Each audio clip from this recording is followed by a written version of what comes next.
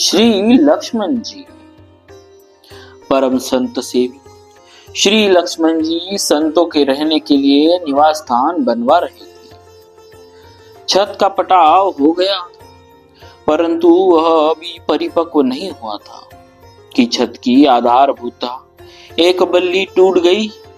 लोगों को बड़ी चिंता हुई कि अब तो छत गिर जाएगी अथवा नीचे को धंस जाएगी, अब तो इसे फिर से बनवाना पड़ेगा।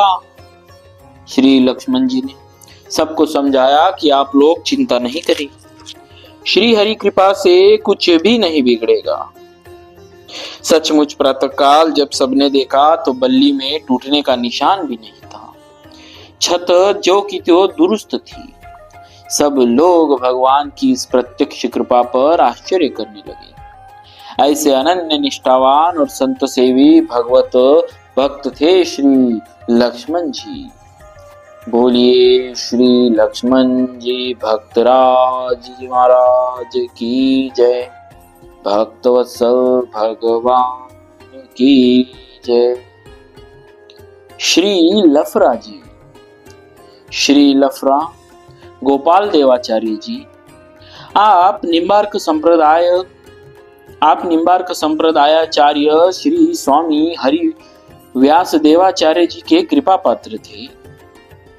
आपका वास्तविक नाम तो श्री गोपाल देव जी था, किंतु एक बार आपकी अत्यंत लापरवाही देखकर श्री गुरुदेव जी ने लफरा कहा था, तो आगे चलकर वही आपका नाम ही पड़ गया। वह प्रसंग इस प्रकार है। आप स्वभाव से बड़े विरक्त एवं अलमस्त थे। एक बार श्री गुरुदेव जी ने आपको एक आश्रम की देखरेख का भार सौंपा। यद्यपि इस कार्य में आपकी अभिरुचि बिल्कुल नहीं थी, फिर भी श्री गुरुदेव जी से संकोचवश आप इनकार नहीं कर सकी। अतः कुछ दिन तक तो आपने जैसे तैसे आश्रम का कार्य संभाला। फिर 10 दिन के लिए तीर्थ यात्रा का बहाना बनाकर श्री गुरुदेव जी से आज्ञा लेकर आप आश्रम से निकले, तो फिर लौटकर आश्रम पर गए ही नहीं। श्री गुरुदेव जी ने कुछ दिन तक तो इनकी प्रतीक्षा की, परंतु ये जब नहीं आए तो उन्होंने प्रसंग चलने पर इन्हें लफरा कहा। वही नाम पड़ गया।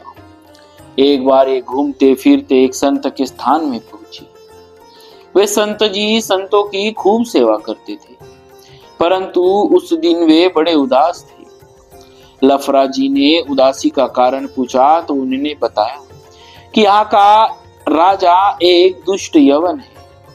वह आश्रम को हड़पना चाहता है, इसीलिए मैं बहुत चिंतित हूँ।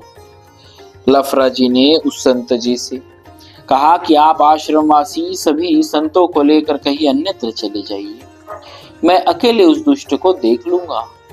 आपकी बात मानकर वे संत आश्रम छोड़कर कहीं चले गए।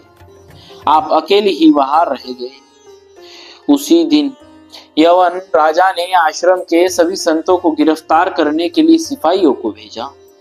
आश्रम में और कोई तो मिला नहीं। सिपाहियों ने लफरा जी को ही पकड़कर नजरबंद कर कारागार में डाल दिया। उसी रात यवन राज को स्वप्न में मोहम्मद साहब ने आदेश दिया कि तुम शीघ्रातिशीघ्र भक्तराज श्री लफरा जी को कारागार से मुक्त कर दो, अन्यथा तुम्हारा सर्वनाश हो जाएगा। फिर क्या था, प्रातःकाल होते ही वह दुष्ट यवन राज नंगे पांव दौड़ा हुआ आपके पास गया और चरणों में पकड़कर अपराध के लिए बहुत बहुत क्षमा याचना की।